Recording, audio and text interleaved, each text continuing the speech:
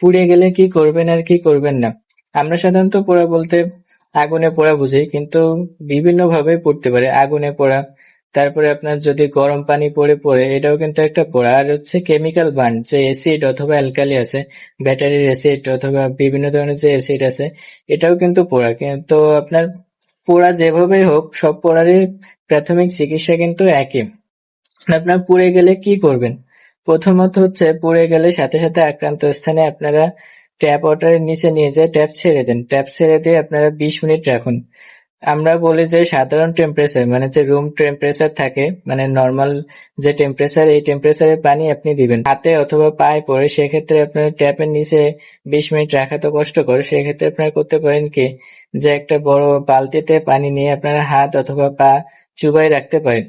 আর যদি শরীরের অন্য অন্য স্থানে পড়ে, যেমন বুক, পিঠ কিংবা অন্য জায়গায়, সেক্ষেত্রে আপনার একটা ভিজা কাপড় সেখানে জড়ায় রাখতে পারেন এবং 5-7 মিনিট পর পর তারপরে একটু করে পানি দিতে পারেন। এইভাবে আপনারা 20 মিনিট রাখবেন। এই সময়টা কিন্তু খুবই গুরুত্বপূর্ণ। 2 নম্বরে আপনারা কি করবেন? 2 নম্বরে হচ্ছে, আপনারা একটা পরিষ্কার জীবাণুমুক্ত কাপড় নিন অথবা গজ নিন। গজ নিয়ে আপনারা জায়গাটাকে মুছে ফেলুন।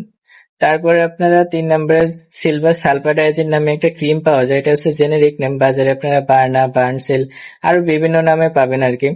এটা নিয়ে আপনারা আক্রান্ত স্থানে লাগিয়ে দিন। তারপরে আপনারা যদি অনেক বেশি পুড়ে যায়, সেক্ষেত্রে আপনারা হাসপাতালে যাবেন। এখন অনেক সময় হয় কি, পুড়ে যাওয়ার পরে একটু পরে সেখানে ফোসকা পড়ে যায়, ফোসকার ভিতরে আর কি পানি জমা হয়, আমরা যেটাকে ব্লিস্টার বলি। এই ব্লিস্টারে আসলে অনেকেই বলে যে ব্লিস্টার ফাটিয়ে দেওয়া ভালো, আবার অনেকে বলে যে এভাবে আছে এভাবে রাখিয়ে দেওয়া ভালো। তো আপনার যদি অনেক বেশি ব্লিস্টার পড়ে, সেক্ষেত্রে অবশ্যই আপনি হাসপাতালে যান। আর যদি হাসপাতালে যাওয়া সম্ভব না হয়, সেক্ষেত্রে আপনার একটা সিরিঞ্জ নিয়ে, আমরা যে বলি শুধুমাত্র সিরিঞ্জ নিয়ে পানিটুক বের করবেন, ওখানে আর কি সিরিঞ্জ দিয়ে শুধু পানিটুক বের করবেন, চামড়া যাতে কোনো ক্ষতিগ্রস্ত না হয়। পানি বের করে দিবেন, পানি বের করে দিয়ে চামড়া যেভাবে আছে ওইভাবেই থাকবে। তারপরে আপনারা সেখানে সিলভার সালফাডাইজিন লাগিয়ে দিবেন। তারপরে আপনারা আর কি হাসপাতালে নিয়ে যাবেন। যদি অনেক বেশি পুড়ে যায়, সেক্ষেত্রে আপনার হয় কি, সেক্ষেত্রে শরীর থেকে কিন্তু লবণ পানি বের হয়ে যায়। তো লবণ পানি বের হয়ে যাওয়ার জন্য, অনেক বেশি পুড়ে গেলে অবশ্যই তো হাসপাতালে আমরা স্যালাইন দিই, সেটা তো বাড়ি সম্ভব না।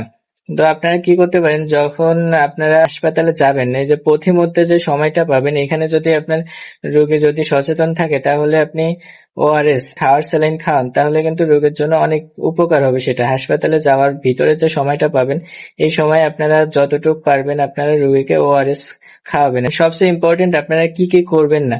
পুড়ে গেলে আমাদের সবারই একটা সাধারণ ধারণা থাকে যে, যেহেতু পুড়ে গেছে, সবাই আগে বরফ অথবা ঠান্ডা পানি এখানে দেয়।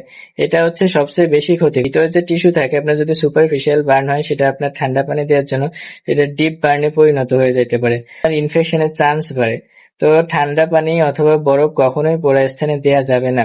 2 নাম্বার হচ্ছে, কখনোই পোড়া স্থানে ডিম লাগাবেন না। বেশিরভাগ লোকজন পড়ে গেলে এমনি সেখানে একটু ডিম লাগায়, এটাও খুবই ক্ষতিকর। তারপরে 3 নম্বরে চুন। অনেকেই পোড়া স্থানে চুন লাগায়, চুনও লাগানো যাবে না। অনেকেই আবার পাতার রস লাগায়, এগুলো লাগানো যাবে না। পোড়া স্থানে কখনোই কোনো কিছু লাগাবেন না। আপনাদের যে ক্রিমটা বললাম সিলভার সালফাডাইজিন, এটা আপনারা রেখে দিতে পারেন ঘরে কিনে, স্যাভলন অথবা অন্যান্য যে আমরা ডেটল কিনে রেখে দিই। তো পুড়ে যাওয়ার সাথে সাথে আপনারা সেখানে রুম টেম্পারেচার অথবা ট্যাপ ওয়াটার 20 মিনিট ধরে দিবেন। সময়টা কিন্তু খুবই গুরুত্বপূর্ণ। তো আপনারা 20 মিনিট ধরে পানি দিবেন, দেওয়ার পরে সিলভার সালফাডাইজিনটা লাগিয়ে দিবেন। আর যদি অনেক বেশি পুড়ে যায়, সেক্ষেত্রে আপনারা এই ক্রিমটা লাগিয়ে দ্রুত হাসপাতালে নিয়ে যান।